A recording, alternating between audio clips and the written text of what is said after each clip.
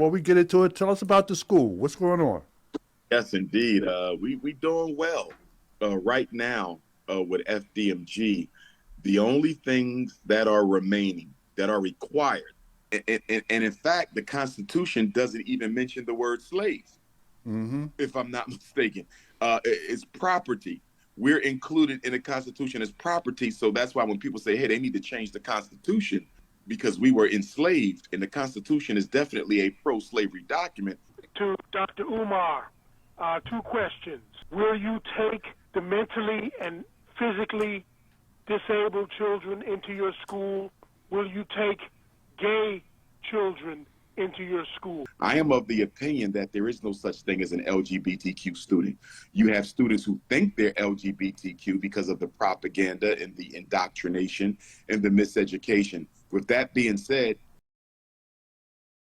We're here on this Sunday, October the 6th, 2024. And I'm telling you, it's a wonderful time to be alive, to see all the things that's going on. I want to say good afternoon and welcome to Dr. Umar Johnson. How you doing today, good brother? and Pan-Africanism, all is well. Yes, sir. Yes, sir. We miss you, man. It's been a minute. Yes, sir. Yes, sir. I'm up in Toronto, Canada, where I haven't been for the past 12 years. So it's good to be Wow. back here in Toronto. We had a great meet and greet at the Real Jerk restaurant the night before last. It was jam packed, Wow. spilled over onto the street with me taking photos and just meeting and greeting the people. And yesterday we were in Oshawa, Canada for the first time, and that was a jam packed event.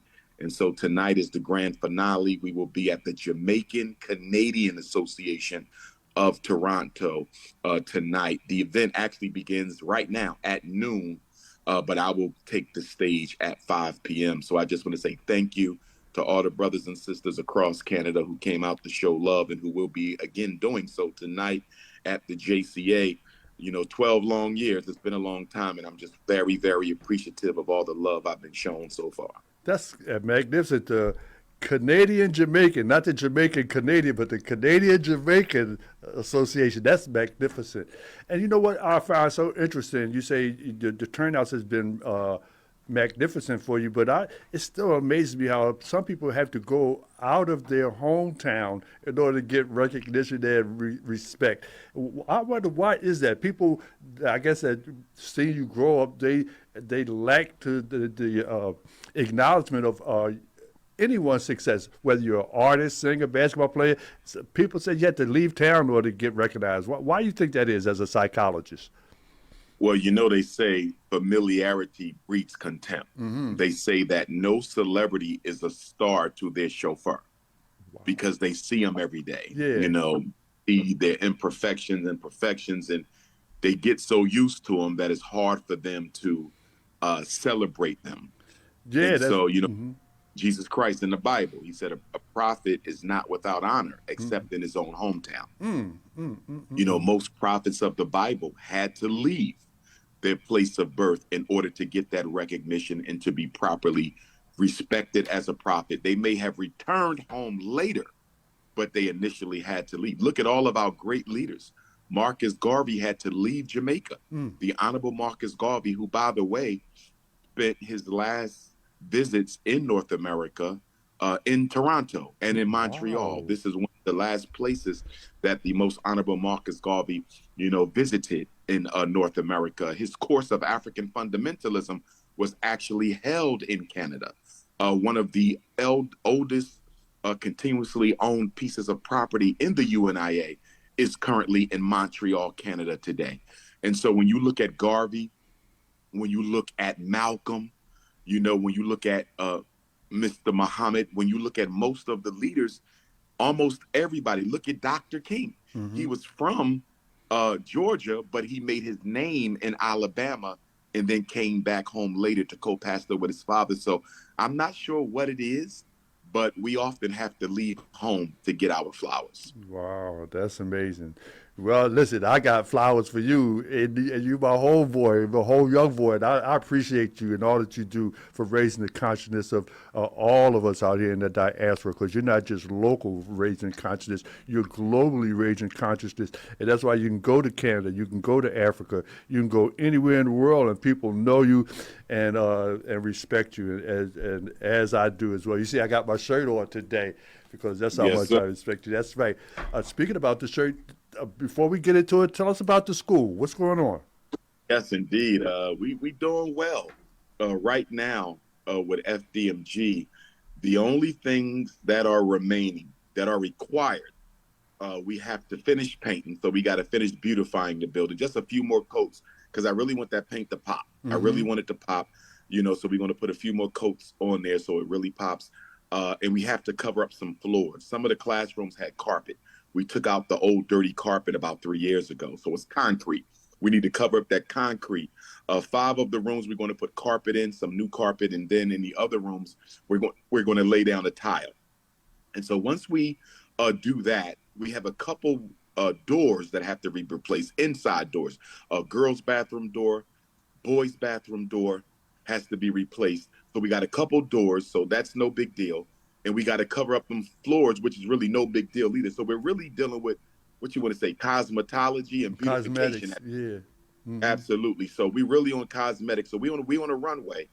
And I'm just hoping, Bob and David, that when we apply for the certificate of occupancy, and I want to stay positive and I'm going to stay positive, but I'm just hoping that when we apply for the certificate of occupancy, we don't get a whole bunch of pushback and a whole bunch of red tape and a whole bunch of bureaucratic sabotage from the inspector, from the L&I, because we don't, I don't want to get too much into it, but I have reasons to believe that it might not go smoothly. I don't think they ever thought we would finish. I think they were counting us out. And now that we are just about done, it's going to get really interesting. I just hope this thing doesn't, require us to have a protest. I hope it doesn't require us to go to court. I'm just hoping that it's just a nice and smooth process because we've been so much to get here. And I'm just hoping they pass us with flying colors. Well, I always assumed that they was going to try to throw a wrench in the works, because they don't want to see someone like yourself, not just someone like yourself, but someone from our community to be as successful at something like that. One of the things that I thought about recently, I was saying to myself, now, some people are saying that if Donald Trump wins the election again, that he wants to eliminate public education. Now, you've been working in a public education system. What do you think would happen with the system of education if they eliminated the Board of Education?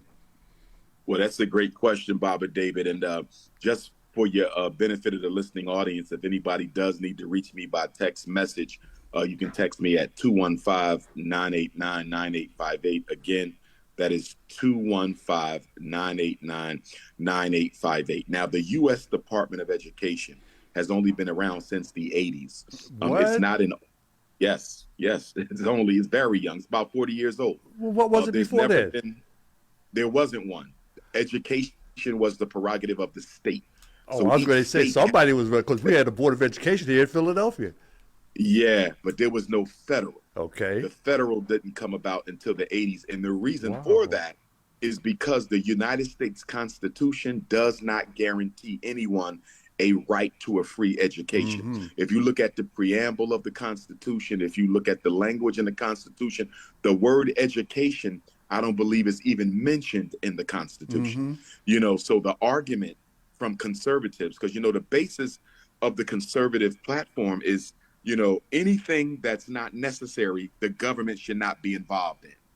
And it was that logic that they used to justify the federal government not doing anything about Jim Crow, Willie Lynch, segregation, Ku Klux Klan terrorism. They say, hey, if it's not in the Constitution, the federal government shouldn't be involved. But the problem with that is the 14th Amendment guarantees everybody equal protection under the law. So what that says is even if the state is overseeing this, if they're not being fair in the manner in which they are providing this service to all of their citizens equally, then the feds have to come in because there's a 14th Amendment violation here. Because basically the 14th Amendment that followed the Emancipation Amendment was necessary, Bob and David, because the feds had to go into the southern states and make sure black people were being allowed to vote and being allowed to work and other things like that. So the feds had to get involved because the former Confederate states had no interest in guaranteeing black people their equal participation in society.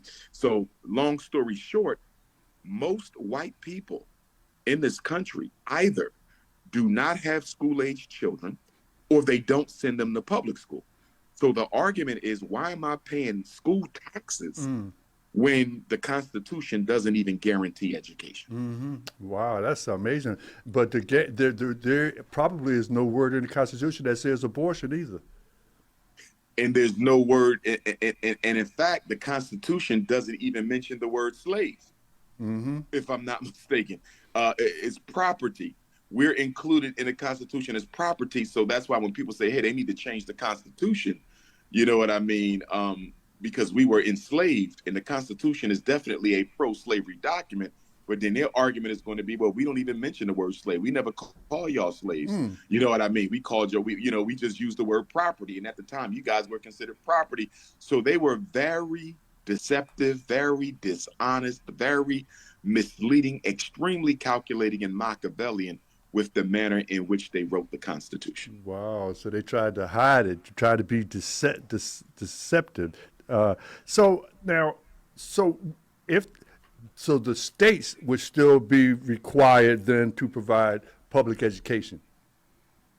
Absolutely. Public education is the prerogative of the state. So it's the prerogative, so not a requirement.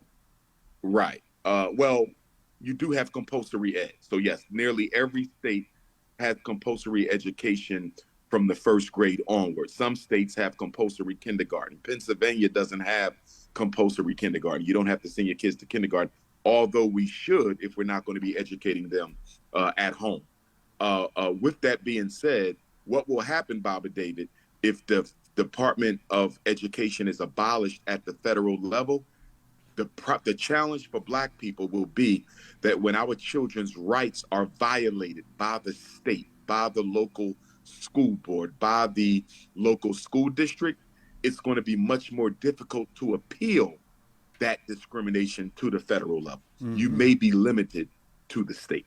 I want to welcome to the show and to the microphone Patrick and Jadu as our regular weekly co-host. Hey, Patrick, how you doing today, man? I'm doing good, Dave. Good, man. It's good to see you, man. Good to see you, too. Good. The studio is smiling today. I'm telling you. So, well, tell me, Dr. Umar, so when you talk about the state is required to provide certain education, I know a young lady, she has a IEP, is that what it's called? But yes, it is individual education program, which is basically the curriculum for that particular child with special education.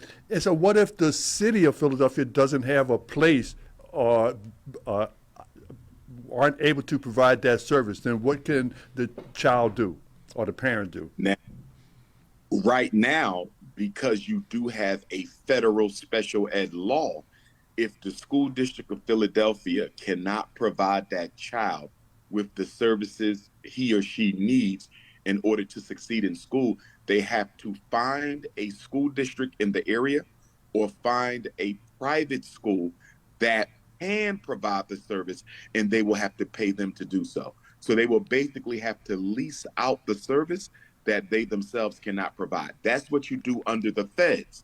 If they abolish the U.S. Department of Education, what will then happen is we would have to see what the state of Pennsylvania will require from a school district that cannot provide a special ed child's needs. And I'm going to be honest with you, if it's left to the state, Baba David, a lot of children are going to be left out in the cold because, as you know, states always use the lack of funding to justify why they're not guaranteeing equal protection or the quality of service that people may need. So if the feds step out of this educational puzzle and it's completely left to the states, black children in Pennsylvania are going to suffer. Wow. So, well, now, they may suffer, but what about people that's already in that system? That would be a good question. I would assume that even if you're already in the system, once the feds pull out, the system will automatically change, meaning you can no longer use any of your federally guaranteed protections, and you will only be protected by that which is currently provided by the state. So nothing would probably change on the state side, but you completely lose the protection and the funding of the federal side, which is going to probably bankrupt special ed, and is really going to have me looking at Black parents even more crazy, who are putting Black kids in special ed when you really know now, without any federal oversight, that your child is definitely being set up for the school to prison pipeline. Wow. Patrick, you had something you want to say? Yes, I want to ask a question. This is a very good topic, Doc. How does the federal law about special education provision apply to private schools? It doesn't. The only way a special education child could receive their services at a private school is if that private school, of their own free will, decided to provide special services. Most private schools don't, unless they are a private special education school. So, for example, if I'm a wealthy resident and I have a deaf kid or a blind kid or an autistic kid or an emotionally disturbed kid or an intellectually disabled kid, and I don't want to be bothered with public school, I don't want to be bothered with charter school, so I'm not sending my kid to the publicly funded school for the deaf. I'm not sending my kid to the publicly funded school to the blind. I'm not sending my kid into the local public schools autistic classroom or the local public schools learning disabled classroom. I'm going to go ahead and pay this $30,000, $40,000, $50,000 a year for my child to go to a private special education school where federal law and state law have absolutely no bearing. You see, so the only way a private school who does not, of their own free will and volition, decide to provide special ed programs can be forced is if they receive any kind of federal funding. Let me give you an example. You have a private school, regular academic private school, tuition based. You don't get any federal funding. You don't get any state funding.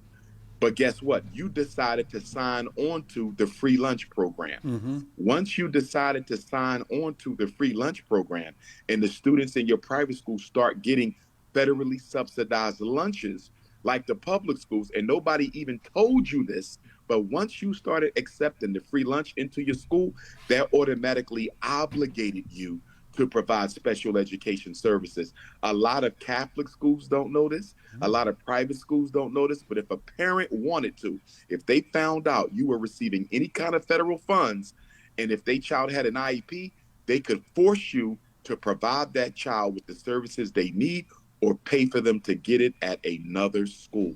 That's one of the reasons why the Frederick Douglass and Marcus Garvey Academy will not be taking state money. We will not be taking federal money, because when you take a single subsidy of any kind for any reason, it opens you up to be obligated to provide services that you really don't believe in. Patrick, you had a comment? Oh, yeah. I was just, I asked that question, and your answer was very good. And I also want to say that, you see, looking at the trend right now, it looks like we have a lot of private schools, a lot of, public schools are being turned into charter schools these days. So, technically, it looks like they're trying to decentralize or take away the how do they call it, the rules, kind of dismantle the school board by actually opening more private schools these days? Well, the charter school movement is a transitionary movement. The charter schools were brought into the Black community so they could lead the way in the defunding of the public school and the ultimate turning over of the public schools to the private sector. I really do believe that in the next 25 years, regardless of who the presidents are and are not, I really do foresee a situation where public school could be abolished altogether, or at least minimized and shrunken down so small that it will be almost non-existent anyway. People do not want to fund free education for Black children. Wow. And if the majority of the population in public schools are Black children, they say, well, we ain't paying for their education. Absolutely. Wow. Absolutely. We got plenty more questions about to Dr. Umar Johnson, and we're going to continue that conversation. If you want to join us in this conversation, you can do so by dialing 215-634-8065. We have Rick on the phone line, but we're going to go to a commercial break first, and then when we come back, we're going to talk to Rick in Germany, and we're going to continue the conversation with Dr. Umar Johnson and Patrick and Jadu here in the studio with us. So everybody stick around. Don't you dare go away. We'll be right back.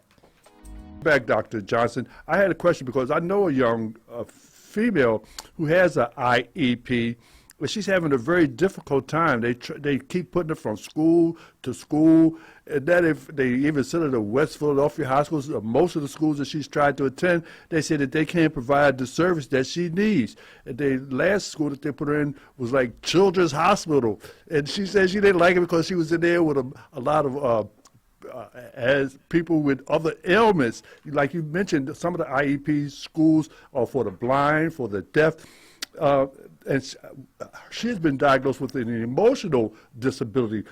So what should she do? Should she force the state to find a place for her?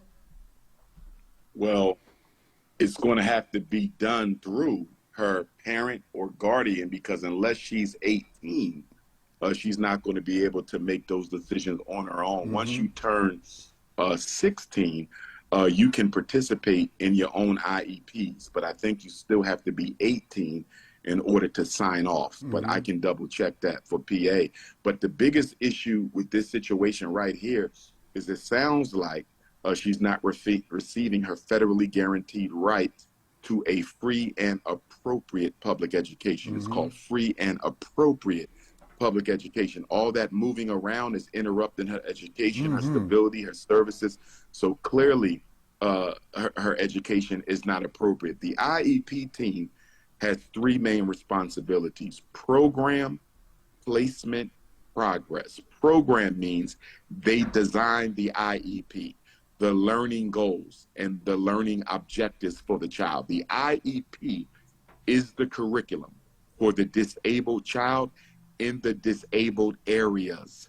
And so the IEP team designs that curriculum for the disabled child. Whatever her disability is, that's what the IEP is designed to target. And then placement.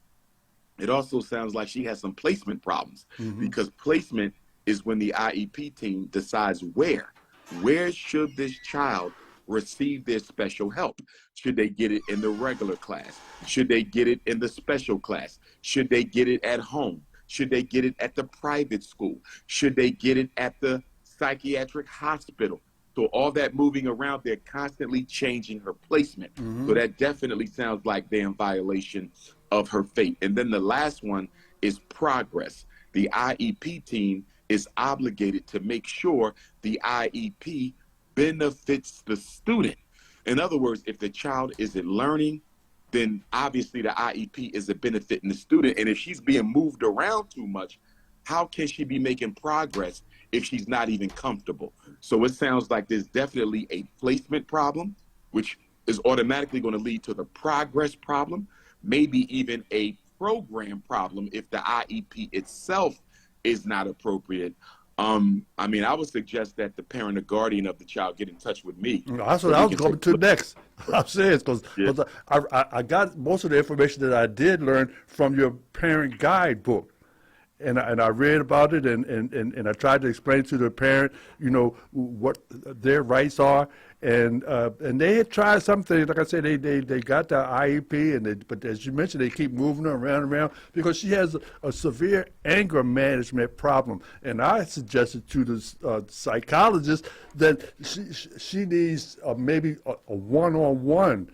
Because when she gets into a school environment, she don't get along with the other students. She don't get along with the teachers, so they don't know what to do with her. I feel you. I definitely feel you. Yeah, man. If you don't know your rights as a special ed parent, they will take you for a ride. They will, because they don't remember. Most Black children are not put in special ed because they have an authentic disability. They're put in special ed either for behavior, or they're too far behind academically because they haven't been taught, and the teacher doesn't want to work twice as hard to get them up to grade level. That's why they're in special ed. If you went through all the schools in Philadelphia and you reevaluated every child with an IEP, 50% of them would have absolutely no need to be in those programs. But because Black parents don't know the laws and they don't know the definitions and they don't know the policy, they just go along with whatever the public schools want to do to their children. Yes, but just like when they push children out of school with a diploma, they ain't learned nothing. Well, nowadays they don't put you out with a diploma because if you don't pass, the graduation test, or if you haven't earned enough credits, whether you're special ed or not, you're not getting a degree anymore. And that's another big problem in the Black community. We're having so many children who thought they were graduating, but their parents are getting letters and phone calls a few weeks before graduation told your child will not get a diploma because they didn't earn enough credits. And the parents are saying, what do you mean they didn't earn enough credits? They have an IEP. I've been meeting with you guys every year. What do you mean that they haven't been getting enough credits? Well, even though they were making progress in the IEP, they were not making enough progress to earn the credits that they needed according to grade level achievement standard. So basically your child was being given busy work all through school, nothing but busy work, and none of it was counting towards the credits they need to get a diploma. And nobody bothered to tell you that until it was almost graduation day. And the reason they didn't want to tell you that is because had you knew, you either would have took them the due process, you would have sued them, you would have took your kid out to school, which means they would have lost the special ed money, and they could have got sued, which means you could have ended up with even more money, or you would have made them do their job, which is teach your child. And they would rather push your child out of school without a diploma than teach them. Wow.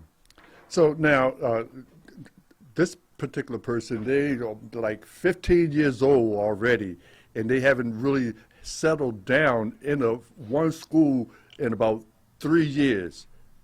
Is it too late for them? Well, special education begins at age 3 and it ends at age 21. Okay. So if that child doesn't have the academic skills commensurate with someone, who's 15, or should I say someone who's 17 or 18, by the time by the time it's time for her to graduate, she can remain in special ed and receive the services until her 21st birthday or high school graduation, whichever ones comes first. I always tell parents, if your child is not ready for graduation, do not let them socially promote them into society when you know the only thing they're going to be qualified for is crime. Give the diploma back, give the certificate of completion back, and tell them you're not done with my child. You're going to work with my child until they're 21. After all this money you got paid to help my kid, there's no way I'm going to let you push them off into society as a failure because you failed to do your job. You're going to work with my child until they're 21 years old. And you know what? I'm definitely going to have her call you and see if they could set up an appointment to come and get some consultation. And your number is 215-989-9858. Correct. Okay, I'm going to have her call you. And and I look forward to talking to you the first Sunday of each month, because I like to talk to you about what you specialize in, what you went to school for, what your degrees are in, what your doctoral is in, and that's child education, certified child psychologist. And I think a lot of people don't focus on that particular specialty of yours, because you could be extremely helpful to our community.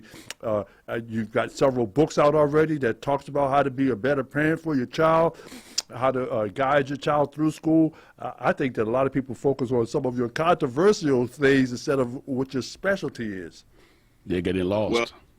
Well, everybody's chasing the YouTube dollar. Yeah. They want the clicks and views so they can get the money. It's like sometimes when I do some of the interviews, not all of them, but some of them, they'll ask me the same 10 questions over and over again. Yeah. I'm like, wow, y'all still asking me the same 10 questions. And I understand why they're doing it, because those are the questions that's going to get the most hits, on their page. But at the same time, you're misserving and underserving the community, because you do have somebody here who has an expertise in an area that a lot of our people don't, that many of our parents need, and you're never discussing the stuff that can really help our parents. And that's just because a lot of our people do not care about the children, and they do not care about the community either. They just care about making some money. Wow. And so We got Rick on the phone line from Germany. Been holding on a while. Good evening, Rick. How you doing? Good evening. I mean, good afternoon, Rick. How you doing today? Well, it is evening here in Germany. Okay. Yeah. Hello, fellas. Good day, gentlemen. To Dr. Umar, 2 questions. Will you take the mentally and physically disabled children into your school? Will you take gay children into your school? As far as the disabled children, there will be programs for the deaf, the blind, the autistic, and the seriously emotionally disturbed, but that will not be in the beginning. It's going to take us about 3 to 5 years before we'll start providing services for the disabled. But I want to do that because most independent Black schools do not offer programs for the disabled. And with me being a certified school psychologist, I think it's obligated. I feel that I'm obligated to do that. And beyond that, it's just something that I want to do anyway, you know, to work with the disabled because they're twice discriminated against. Firstly, they're Black, and secondly, they're disabled. So yes, we will have those programs, but they will not be available the first 3 years. As far as the other question, will I take LGBTQ students? I am of the opinion that there is no such thing as an LGBTQ student. You have students who think they're LGBTQ because of the propaganda and the indoctrination and the miseducation. With that being said, yes, technically they can come because I don't see them as such. And I believe that as long as they get the right education, you know, if they get the right rites of passage, the right social skills training, the right cultural education, I think that that will clear up a lot of the confusion that they have. Legally, we cannot target their sexual identity. We can't do that, nor should we, you understand? But spiritually and culturally, I really don't see that being a problem. Once a Black boy understands the beauty and the divinity and being a Black man, I don't think he'll want to be anything other than what God made him to be. That's right. That's how I agree. You know, in fact, you wouldn't even know that the child was LGBTQ, A, B, C, D, E, unless, you know, you had it on your application, you know, like a religion or race, but that wouldn't even be on the application, so you wouldn't even know. And you don't have a right to ask them, are you gay? You can't do that. Absolutely. So anyhow, so thank you, Rick, for that question, though, because I guess a lot of people would say that because they may have heard Dr. Johnson opposing LGBTQ or whatever, not just the name of it. So anyhow, Dr. Umar, so also when the person told me about they were getting a psychologist because of the girl at the IEP, I suggested, and you could tell me if I'm wrong with that, I suggested that they request an African-American psychologist. What do you think? I mean, I'm saying that because I don't think that, you know, those other people have had the experiences that we've had to totally understand what our circumstances may have been. You're absolutely right. They should request a Black psychologist because in order for anybody to be properly evaluated or even in therapy, in order for you to, you know, receive proper therapeutic service, the person needs to understand you, your worldview, your background, your culture, your emotions.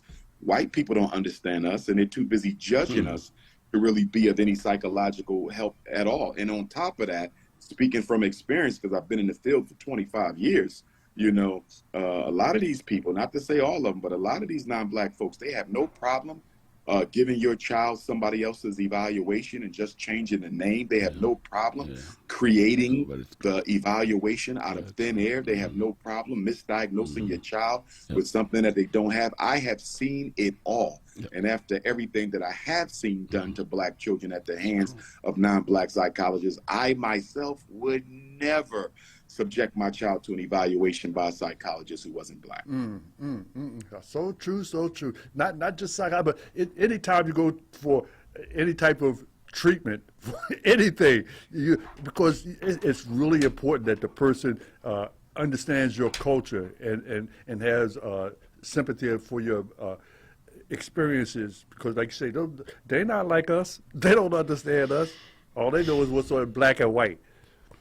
Unnecessary. And you got to look at the financial imperative. There's a lot of money in psychology. There's a lot of money in special ed. There's a lot of money in psychiatric, you know, medication, just like you read about judges and lawyers who've sent Black kids to juvenile detention centers to get money, to get kickbacks. There was a judge in Pennsylvania Yeah. who lost his job a couple of years ago because he was literally putting kids That's in right. juvenile detention to fill up the facility and getting kickbacks from the people who ran the facility. I remember We that. are under this illusion that Caucasians actually have a heart for Black people. No We way. do not get it. Most of them still view us and interact with us the same way that their foreparents did. Black people are only of benefit to them when they can extract something from you. And we don't get it. We keep on judging them by the sincerity of our own beliefs. We keep on judging them by the authenticity of our own culture and our own attitudes. And we need to wake up and smell the coffee. There's people out here who are ruthless. They are ruthlessly selfish against the best interests of Black people. And we need to understand that. That's a big reason why so many of our children end up falling prey to these special ed, these ADHD, these psychiatric medications, because Black mothers cannot really understand how another woman, albeit a Caucasian, who has children of her own that she loves, how can she possibly do this to my child when she has children? It's the same way the slave master could sell your child when they have children, because they do not see you as the same. And one of the things that the parent told me is that she thinks that the child, and the psychologist was saying that maybe they ought to put her on medication. I said, please don't put her on no medication. I said, because putting her on medication may may sedate her, but it won't change the environment in which she's growing up in. Absolutely. And the whole purpose, medication for me is child, it's psychiatric. Nobody can convince me other. The only time I support medication, of course, we don't prescribe in psychology, only psychiatrists do that. But the only time I would support medication is if the child is suicidal or paranoid schizophrenic, because they could be a harm to themselves or other people. Outside of that, I would never put my child on. And we got these people manipulating us into putting children on who's 3 years old, in preschool, 5 years old, already on, or, to an adult is very damaging. And you're giving it to a 3-year-old because he's at this white private school and they really don't want him there, but because you feel as though they need to be around white people, for your own self-esteem, you force your child to experience all this racism so you can feel good about yourself. And I told her, I said, look, Dr. Johnson says, don't put your child on medication. He says it's like kitty. That's all it is. Listen, we got to take a break. When we come back, we're going to continue the conversation here in the studios of WURD and New World View with David Barnes, Patrick Njadu, and Dr. Umar Tunde Johnson. Y'all know the drill. Grab a pad, get a pen, and call a friend. Let them know that Dr. Johnson is on New World View again.